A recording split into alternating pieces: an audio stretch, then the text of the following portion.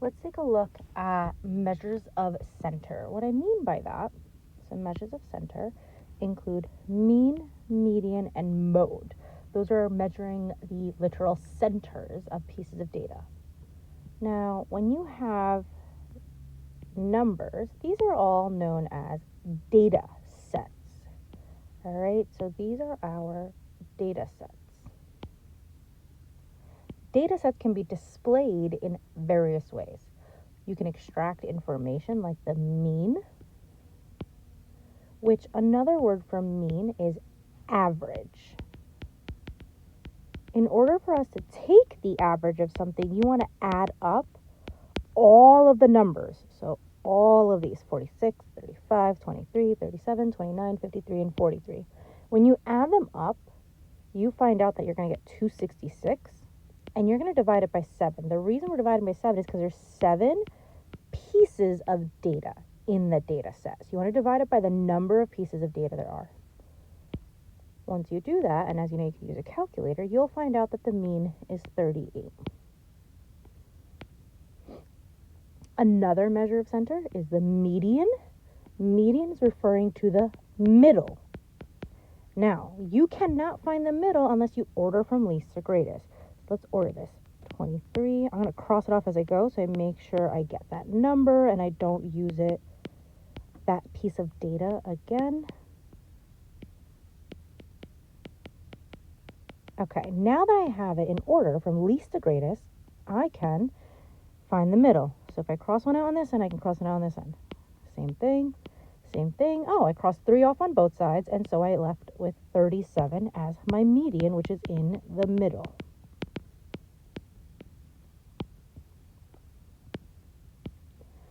Now we have the mode. Mode is the information that occurs the most, the data that occurs the most. If I look at this, there are no numbers that repeat. So that means there is no mode. There is none.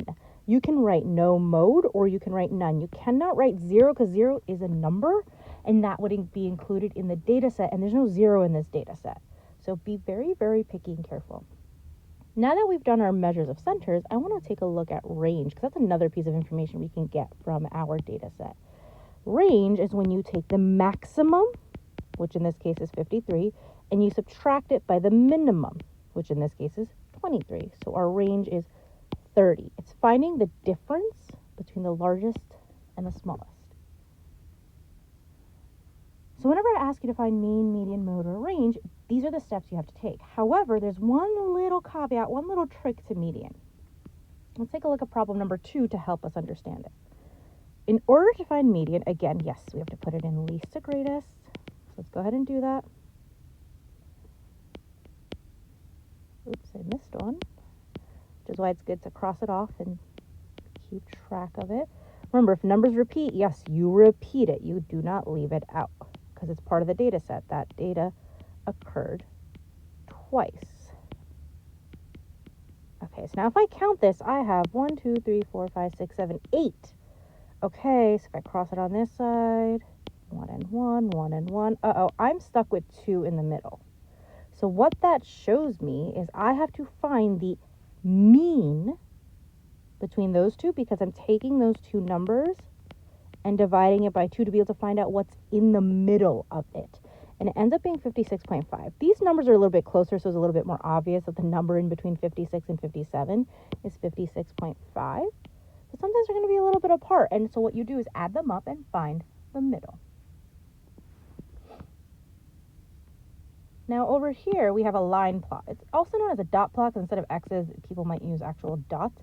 That means there's a 0, a 7, 14, 14, 14, 15, 15, 16, 17, 17, so on and so forth.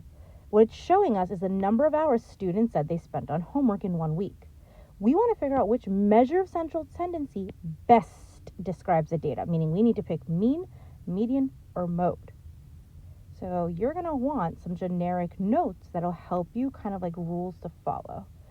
You want to use the mean when there's no outlier.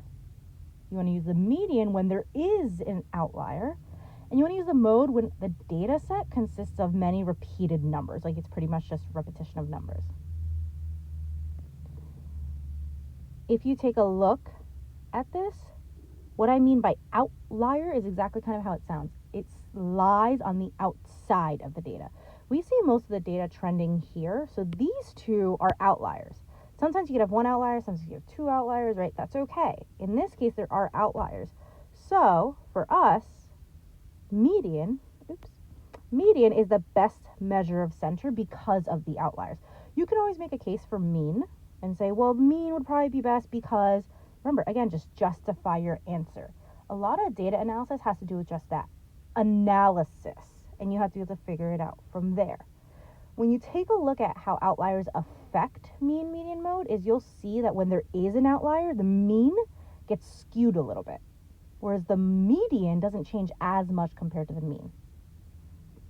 Let's go to the next page and focus on box and whisker plots. And that's exactly how we're going to draw it, right? Literally a box with whiskers on the ends. We're going to be going over 5 data displays. We went over one, which is this line plot, dot plot. The second one is box and whisker. We can identify many pieces of information, as you can see, from data, but that doesn't mean we can find all that information from a box and whisker plot. Not all data sets can be displayed in whatever way they want, right? Like there's only specific ones you can use. So again, let's order this from least to greatest so that we're starting off setting this up correctly.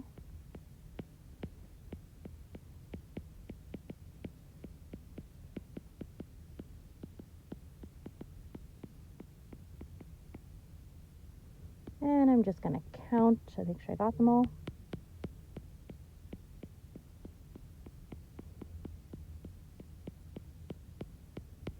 Awesome. So I used each of the pieces of data from here to put them least to greatest. I need 5 pieces of information in order for me to create my box and whisker plot. I need something called the lower extreme, or known as the minimum. And I could plot a point at 22. I notice my number line here that's given to me. Remember, these numbers are not always going to be given to you. You're going to actually have to fill that in. But it's given to me. It's counted by 2s. We need the upper extreme.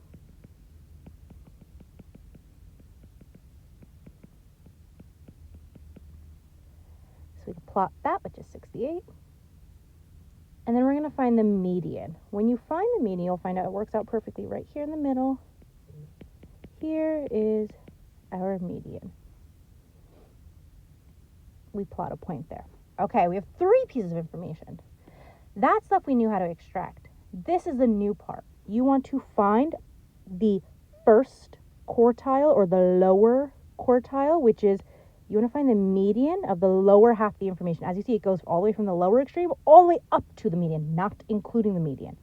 You'll find out it ends up right here in the middle. So again, this is our first quartile, also known as a lower quartile. And then we are going to do the third quartile, or the upper quartile. So again, we do not include the median, but we include the second half of the data. We end up between 52 and 52, and if you think about it, what number is in between 52? Just 52. And we could plot these points as well. I will always plot points. Not everyone will use points to help you draw this, because essentially your first quartile, your third quartile, and your median are supposed to be lines, because this is how the box is created here. And then you want to connect it this way to create our whiskers. Now, if it helps you, if you need to draw it like this, you could draw it like this, or you could draw the line straight through the middle. That's okay. I don't mind it. You can do that. Just letting you know, some teachers don't like that, but that's essentially what a box and whisker plot looks like. That means we didn't get much of the other information. Box and whisker plots are a little tricky because you only have 5 points of data. And even then, you don't even know if these 3 pieces of data are part of the data because, you know, right, this is not part of the data, this is not part of the data, but it's information that's there. What this did is split our class into, or this data set, into 4 groups, which means each section is 25% of the data. Now, if you look at the boxes, those are pretty far apart and they're like not even. what it's telling you is that this longer box means there's maybe 5 pieces of data. I'm just making up the number 5, but like, let's say there's 5 pieces of data here and spread out. And there could be 5 pieces of data here, but they're more closer together. So if I were to ask you to look at 50% of the data, that could be this side, or it could be this side, right? That's 50% of the data. 75% of data would create 3 sections, so on and so forth. But because we have this data information, we can actually calculate all this. Well, we have the median, so we can fill that in.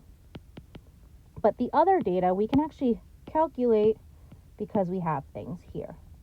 Go ahead and pause the video so that you can fill out the rest. You might not be able to do IQR just yet. Just wait until I give the answers. All right, now that you've completed it, I can show you this. So the IQR is actually taking the range from the 3rd quartile to the 1st quartile. So it's finding the difference. So in this case, it's 52 minus 29. All right, so our 3rd data display is going to be right below it. And we're going to use the data that's right at the top, right? So I'm not going to rewrite it. You can rewrite it. You can refer to the top again, right? We're using this data here. Stem and leaf is literally like it sounds, like a plant. So our stem cannot be broken. If you will look at this, your leaf should only have the ones place, and not everything's going to work, right? If you had decimals here, this wouldn't make sense because there should only be one number for the leaf for each grouping, but like there shouldn't be tenths, hundredths, there shouldn't be the tens place. The stem is what carries everything else. So if you look at our data, you would get a 2, and then we know 22 was part of the information. So I'm actually going to copy down the data just so I can refer back to it and you guys can visually see all of the information here.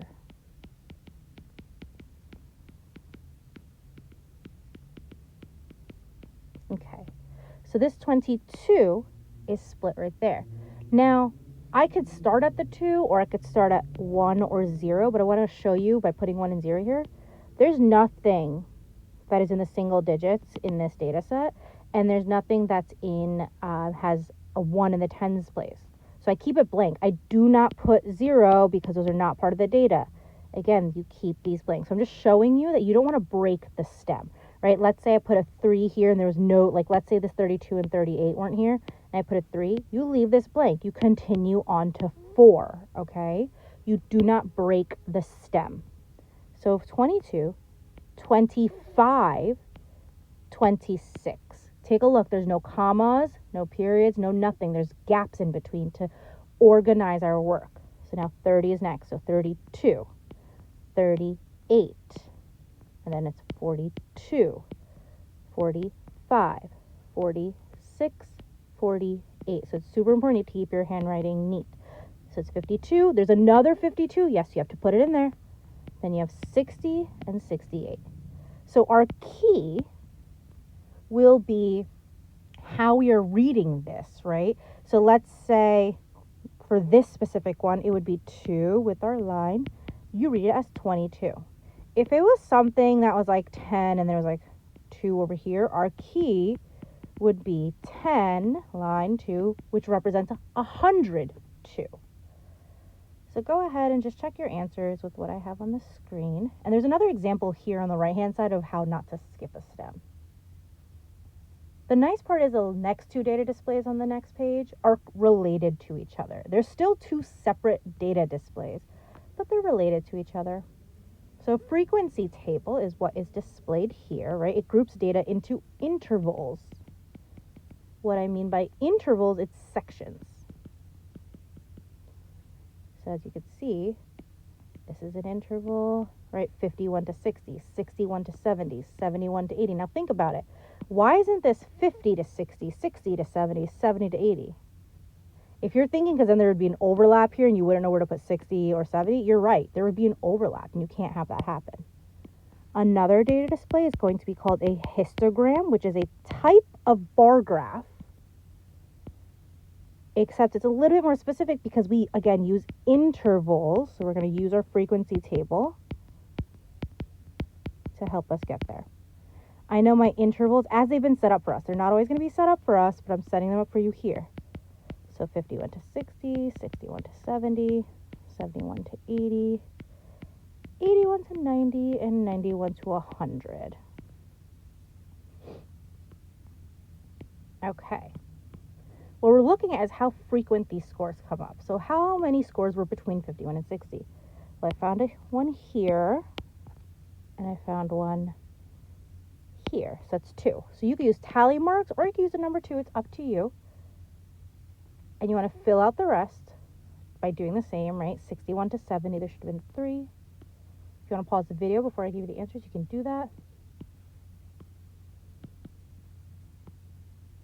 Now that I have all of these, I can set up my frequencies, right? Frequencies went from 1 all the way up to 6.